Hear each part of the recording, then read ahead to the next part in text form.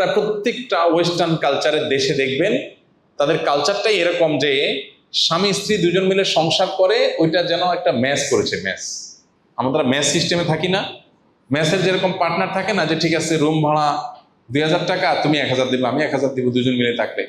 হ্যাঁ, বুয়ার বেতন এত টাকা, তুমি অর্ধেক আমি অর্ধেক দিবা, ঠিক আছে তুমি বুয়ার বেতন দিবা, আমি তাহলে পানির বিল দিব, আমি গ্যাসের বিল দিব, তুমি বিদ্যুতের বিল দিবা, এবার ভাগযোগ করে নেয় না?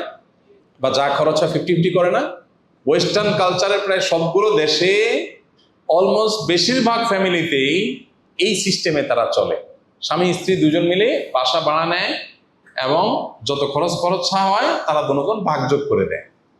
এটা ম্যাচের পার্টনার, সেই হৃদ্যতা। এই জন্য একজনের কত ভাঙন ধরে, কত জোড়া লাগে, কত নদীর পানি খায়, কত ঘাটে যায়, কত আপনার উত্থান পতন হয়, তার কোনো ঠিক ঠিকানা।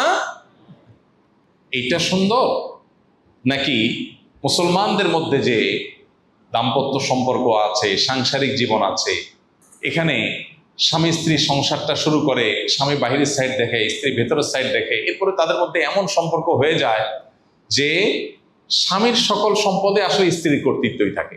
দিন শেষে মাতবরিটা হয় কার? বইয়ের।